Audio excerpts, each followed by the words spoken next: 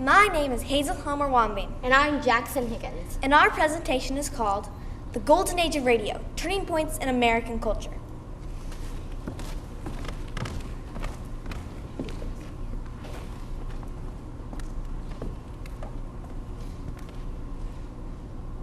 Good evening, ladies and gentlemen. Welcome to the Jack and Hazel Hour. This is Jack Higgins. And I'm Hazel Homer. Folks, how many of you know that in 1922, fewer than 60,000 American families owned radios? Only 8 years later, 13 million households own their own radio. We're going to have a little history lesson this evening, celebrating the advent of radio, and make one of you folks at home a lucky winner. Just grab a pencil and paper and write your answers down. Send them into the Jack and Hazel Hour for a chance to win a whole basket of swell products. You know, folks, the advent of radio was a major turning point in American culture. The golden age of radio began in the early 1920s and lasted into the 1950s. The exploding popularity of radio affected the way Americans received news and entertainment, conducted business and politics, and inspired the collective following of fads and ideas. Folks at home, our studio audience will see our 5 answers, but you must write them down. The first category is news, folks. Before radio arrived on the scene, Americans received their news through newspapers, magazines, and by word of mouth. This made the news not so new. But when radio came along, the news was fresh.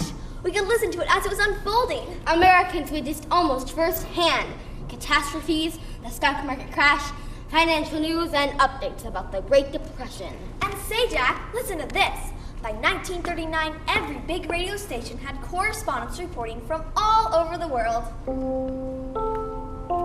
We heard as it was happening about the Hindenburg disaster. Oh, the humanity! And the attack on Pearl Harbor. Jack, remember all those World War II reports made by the famous newscaster, Morgan Beatty? Oh, how did I forget, Hazel? Radio Berlin reports the Japanese have begun the evacuation of civilians from Tokyo. And now, 2 beans times 2 beans is 4 beans. Nescafe uses lots more beans. 10 beans times 4 beans and add 3 more beans. Make 43 rich coffee beans. Yes, you get 43 beans in every cup of Nescafe real coffee bean. That's all there is in Nescafe. 43 beans in every cup. Make Nescafe the all coffee instant coffee with the let's have another cup taste. Category 2 is entertainment. I'll tell you one thing, friends. Before radio, Americans found their entertainment at the theater and by socializing within their communities. By 1930, America was no longer a collection of small cultures. We were now becoming united as a tremendous neighborhood coast to coast, sharing common experiences. That's right, Hazel. When radio entertainment came along, it gave people a much-needed escape from the realities of hunger and unemployment during the Great Depression and the heartache of the Second World War. Folks, radio came up with something for everyone in the family. Comedy,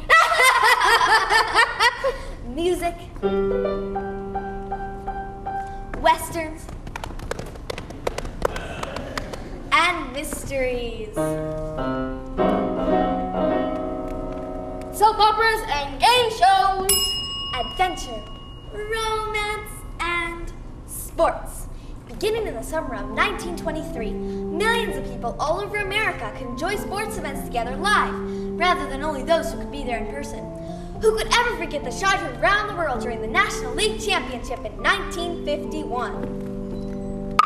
It's a long drive, it's gonna be, I believe, the Giants win the pennant! The Giants win the pennant!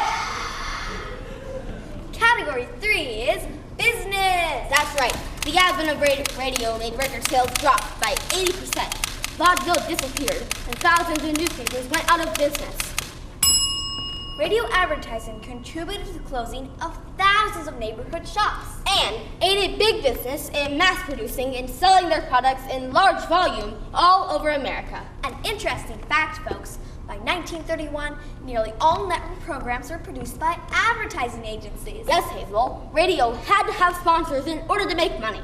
Those sponsors all had a product to sell. The sponsors held the purse strings. so they had all the power. The sponsors controlled the actors, the scripts, and the content of the program. Radio networks had little influence. What cigarette do you smoke, doctor? Cut. That question was asked to 113,597 doctors in all branches of medicine. The brand name most was Camel. Hazel, a splendid way that new ideas were spread across our nation was through educational programs. Yes, Jack. Well, that's what happens on live radio.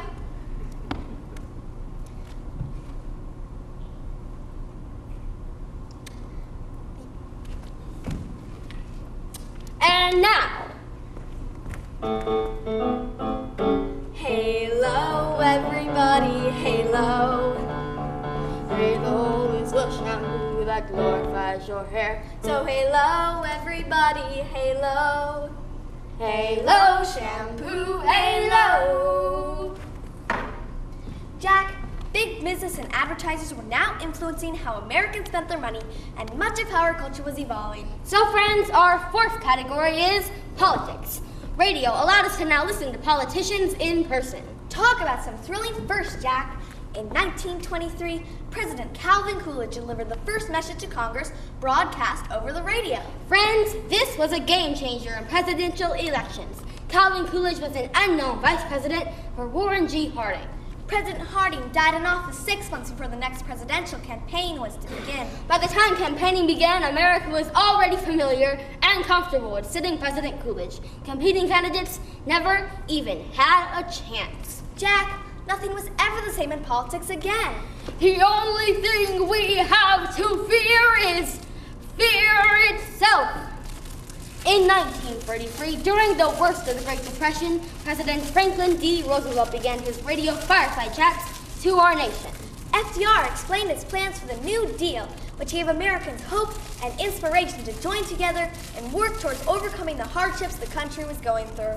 Friends, the final category is fads and ideas. Advertisers swiftly realized that creating anxiety about personal appearance would sell products. You'll wonder where the yellow went when you brush your teeth with Pepsodent. Radio directed Americans how to live the swell life.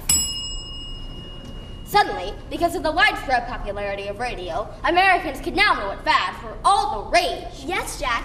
Never before had the American people had so much help in knowing how to act, talk, and what to buy. Hazel, before the advent of radio, how did we ever know how to be sociable, have fun, make friends, and avoid being repulsive in our presentation and appearance? Be sociable. Look smart. Keep up to date with Pepsi. Drink light, refreshing Pepsi. Stay young and fair and debonair. Be sociable. Have a Pepsi.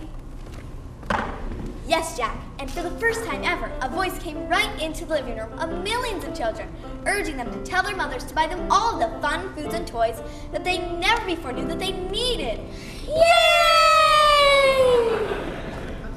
Watch and pray that you may not enter into temptation. The spirit indeed is willing, but the flesh is weak. Yes, ladies and gentlemen, not only did radio bring religious sermons to the masses, but it also gave us ideas about social responsibility and educated us about health and diseases. Tuberculosis patients, take responsibility and stay in the hospital until your VA doctor says you were well enough to go home. Hazel, a splendid way that new ideas were spread across our nation was through educational programs. Yes, Jack. In 1927, NBC hired Walter Demrosh, conductor of the New York Symphony Orchestra, to host the Music Appreciation Hour, received in over 125,000 classrooms all over the country. No matter what social class or educational background you came from, folks could listen and learn about swell topics such as Shakespeare, English literature, and Beethoven from world-class scholars.